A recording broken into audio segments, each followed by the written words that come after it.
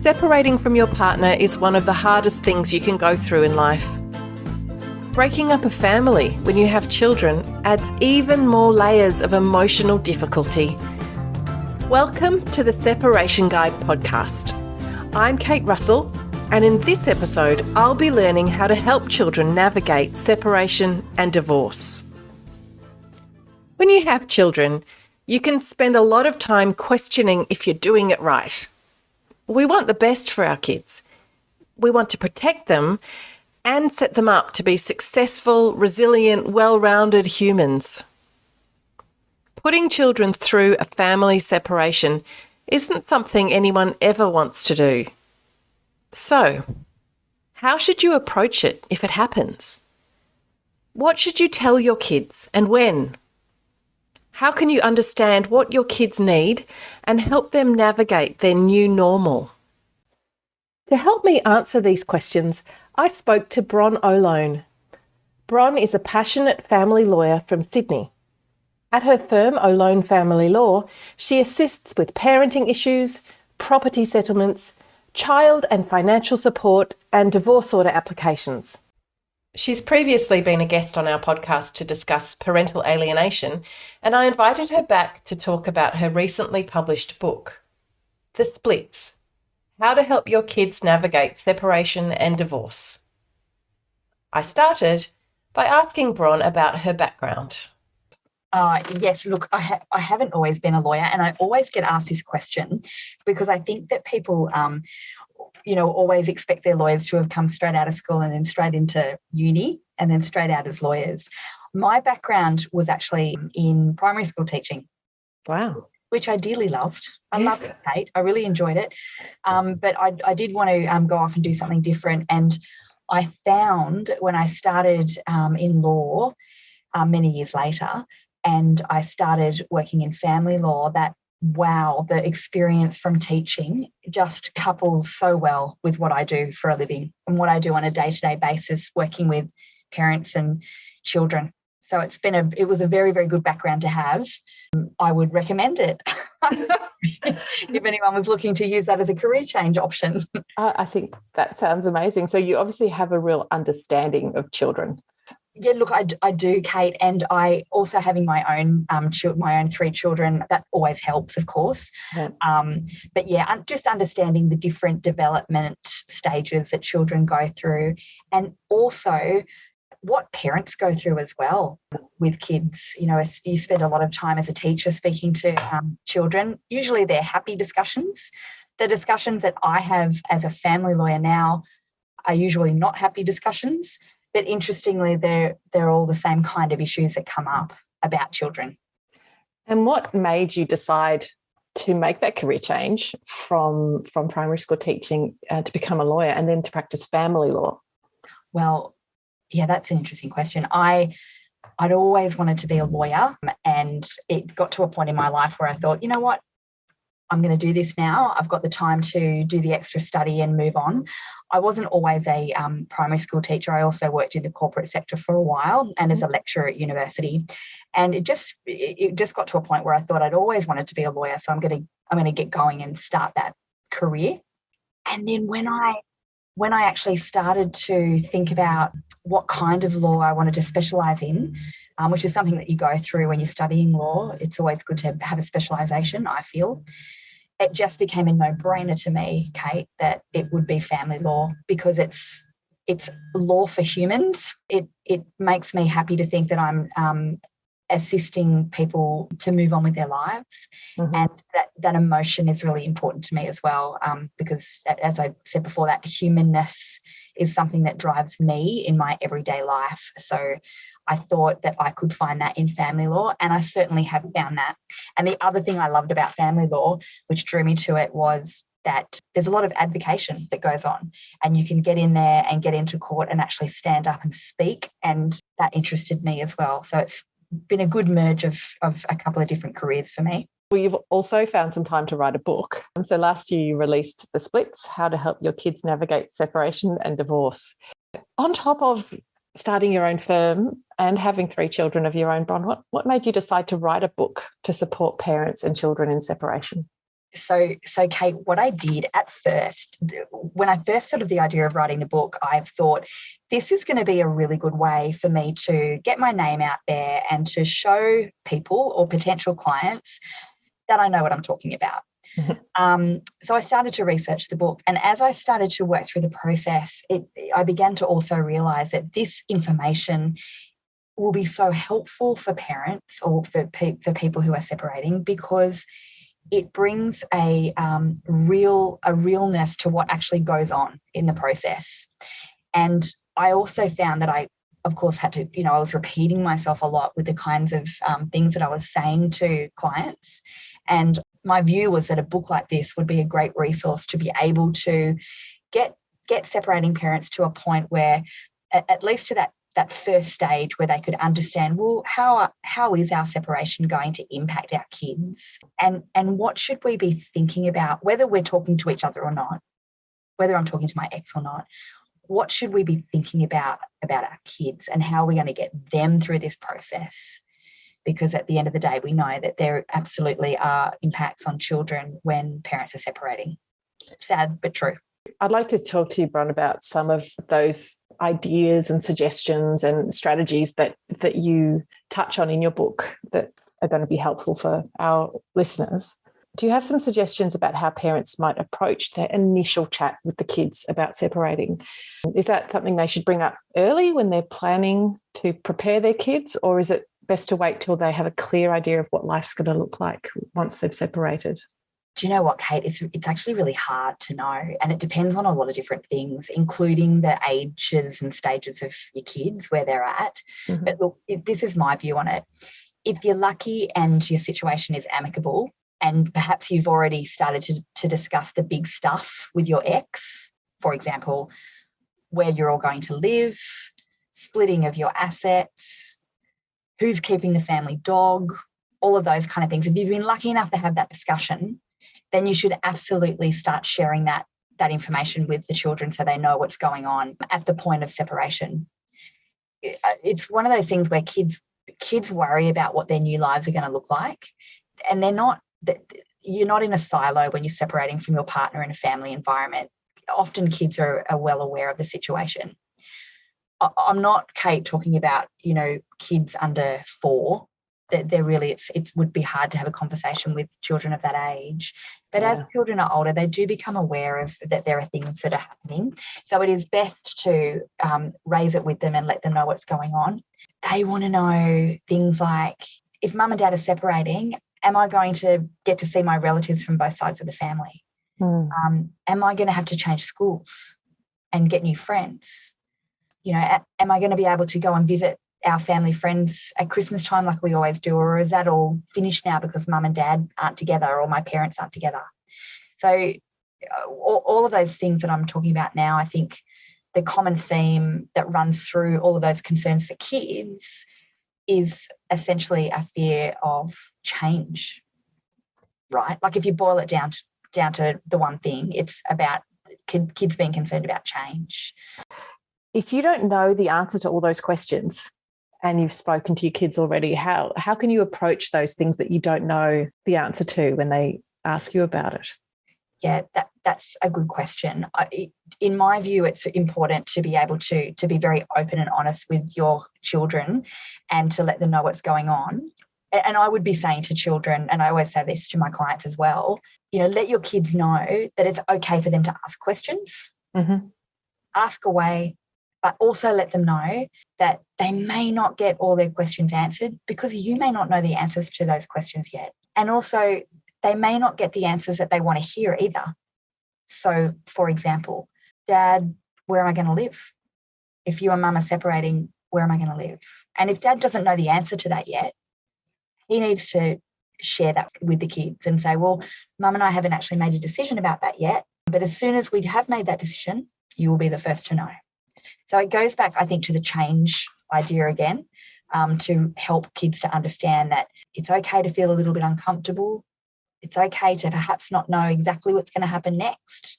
And, surprises can happen, but we've got you. And when we know what's happening, we'll let you know what's happening. And you're not going to leave the kids guessing about what might happen. Yeah. think about a 14-year-old. They're big enough and smart enough to start really thinking about, well, hey, how's this separation going to impact my life? So the more facts that you can give to kids, especially those age groups, the more you're empowering them to be able to accept that change and to accept what's happening moving forward. And Bron, do you think any of those decisions about what their future might look like where are they going to live, are those decisions something that the children should be part of making? That's a very good question.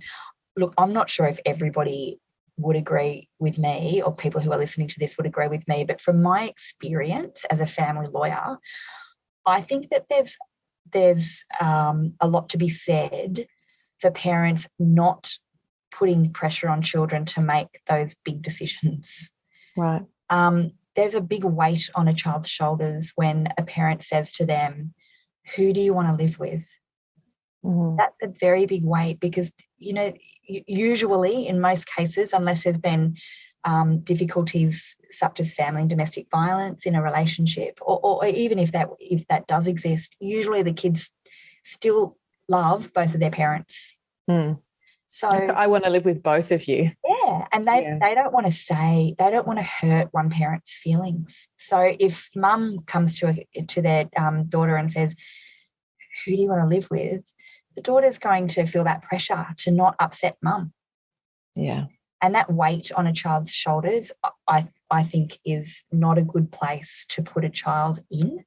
So, in answer to your question, the decisions in a perfect world are the parents' decisions. Both parents are on the same page. And if that's not the case and one parent has to make a decision about the children, then it should be that parent's decision and not the children's decision. But can I say, Kate, also just from a family court perspective, the children's wishes are taken into account, that they are taken into consideration, but it's not the only thing that the court thinks about and looks at. So it's for those reasons that we don't want to be putting that pressure on children to have to choose and make decisions. You talk about considering kind of what's best for your children in that outcome. When you think about the messages you're going to be giving your kids about the separation and about your own relationship with their other parent and about their relationship with them, what do you really need to consider about those messages you're giving your kids? I think there's some very strong messages that are given to children that are inappropriate, but most of the time come from a place of love. Parents are wanting to do usually the best thing for their kids. But I think that there's some things that separating parents can take away to ensure that they're doing the right things by their kids and making sure that they're getting the most important messages about their relationships. So things like always letting your children know that you love them and that their other parent loves them too. Mm-hmm. That probably then, moves on to something such as, it's never appropriate to actually criticise your ex in front of your kids. You may feel a lot of animosity towards your ex, but that doesn't mean that your children should be a part of that as well. You shouldn't be crying on your kid's shoulder about what's going on. Separating parents should be helping their kids feel at home wherever home is, not putting their kids in the middle, always trying to do what you promised to do. All of those kinds of things are the important messages, I think. It probably just brings us back to that whole point of saying, well, we need to be, if we can, as separating parents, putting a united front on in front of the children, having that united front for their sake, unless, of course, there's, issues in relation to family and domestic violence and where that's not appropriate. When a parent is going through a traumatic experience like separation, gosh, it must be so incredibly hard for them to always be the grown-up and keep it together with their kids. Absolutely. And hard to not show those emotions. And what would you suggest for parents who are perhaps struggling with being a support to their children when they're going through something really difficult themselves? Yeah. Look, I think really it all starts with the parent. So, we read about this all the time, things like self-care and finding a proper balance in life is actually really important, because you have to be able to look after yourself as a separating parent before, put your life jacket on before you reach over and put the life jacket on for your child. Yeah. So what are those things that we can do as parents to ensure that we're as strong as we can be and we're the best version of ourselves so that we can then be there for our kids? I think, Kate, one of the big things that I would always say to a separating parent is, have you thought about going to see someone and having some counselling sessions? I meet parents all the time who have never been to counselling or spent time with a psychologist. But when they go through separation, they do start to look at tapping into those kinds of support structures. And that, in my experience, just does wonders in helping a parent to get through, especially the initial phases of a separation, and how to try and pull things together for themselves so that the parent has that capacity to be able to move forward and support the children as well through that process. It's just always difficult, isn't it, though? Yeah. Very, very difficult time. Really hard when children are obviously going through that trauma as well. That's right. That's exactly right. And they need their own support structures as well, the children, apart from their parents. That leads straight into my next question, Bron. So what kind of support networks can you perhaps help your children set up so they're not relying on you for everything? Maybe friends, extended family, or teacher. Who can they turn to? You've answered the question, Kate. This probably harks back more from my days as a primary school teacher. But I remember teaching kids about the friendly five, where we'd get kids to choose their favourite hand, so whatever hand you write with, and hold that hand up and look at your 5 fingers. And think about if each finger represented one special person in your life that you could go to, that you trust, who are those 5 people? So, to teach kids that they should always think about who their support structure is. Now, they may not ever need their support structure. They may always have a mum or a dad or mum and dad there where they don't need to really rely on too much else for a long time. But kids coming out of a separated family, they do need other supports. So that friendly 5 concept works, I think, really well in that regard, where you would hope that a child would have their mum and dad or mum or dad as one of those 5 support structures. But then there's also, as you just mentioned, Kate, a trusted teacher. Mm-hmm. That can be a really big influence in a child's life. In schools, if the child's in school, there's often a school counsellor that's available. Extended family are very important, and so are good friends. Now, again, for younger children, that may not be as good a support structure, but as children get older, they start to move into that tween age group. Friends are really important. And I reckon you'd be hard-pressed to talk to a 13-year-old and not be able to find someone in their friendship group that has possibly come from a separated family environment. It's fairly common these days.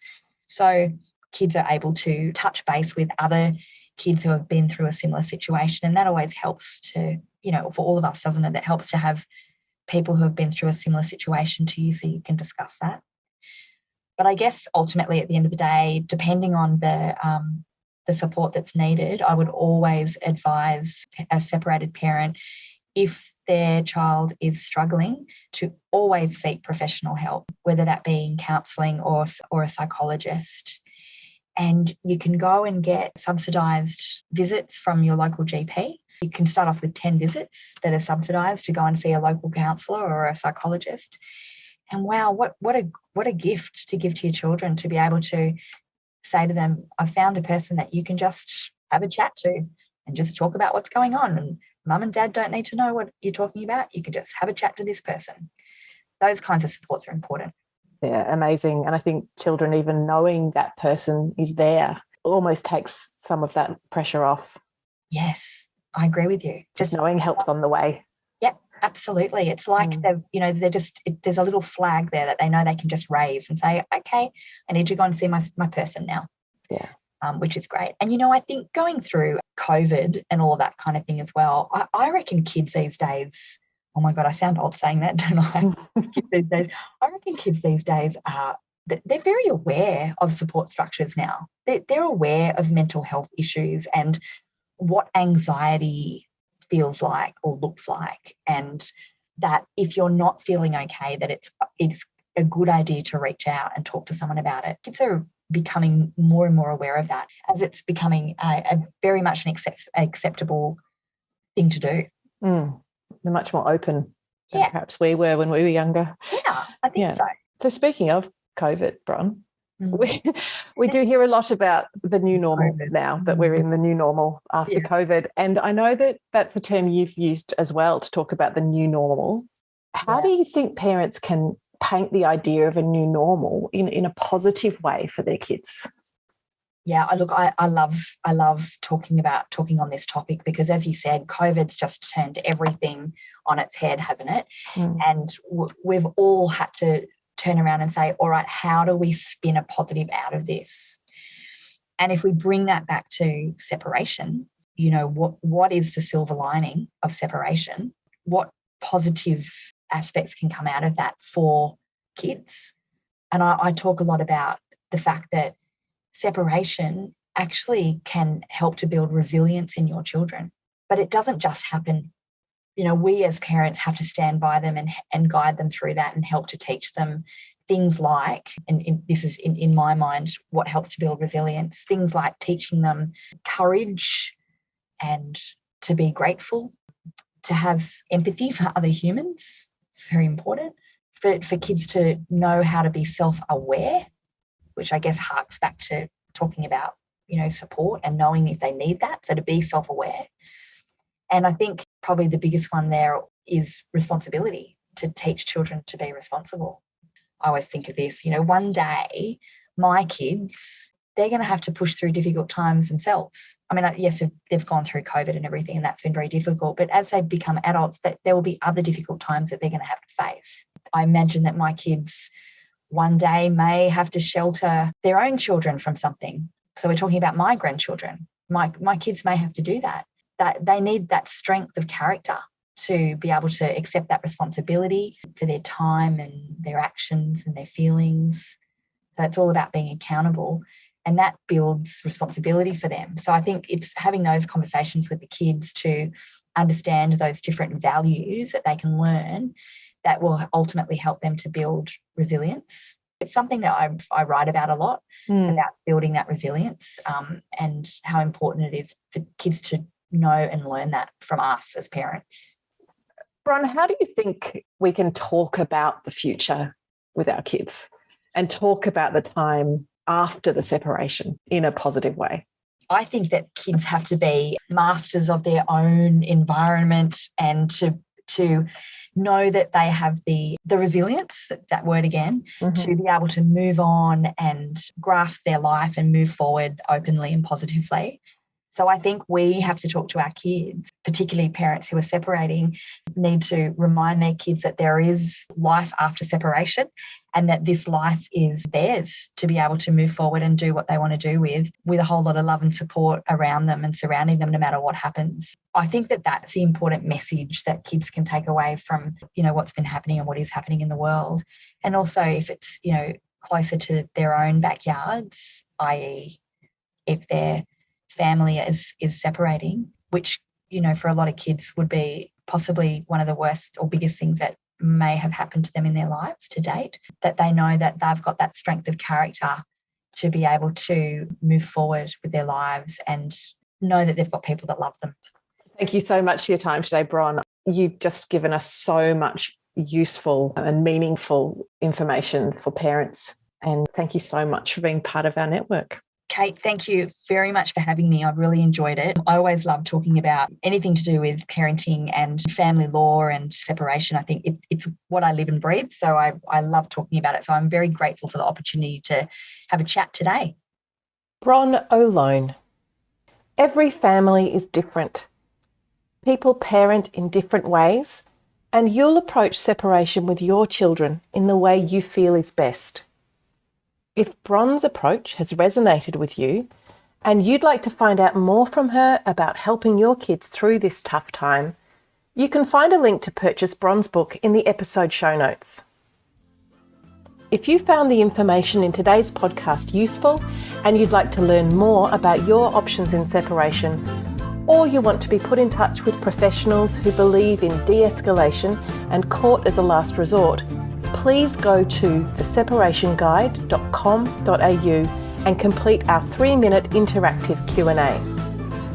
If you know anyone who's affected by the issues we talked about today, please share the podcast. In the spirit of reconciliation, the Separation Guide acknowledges the traditional custodians of country throughout Australia and their connections to land, sea and community. We pay our respect to their elders, past and present, and extend that respect to all Aboriginal and Torres Strait Islander peoples today.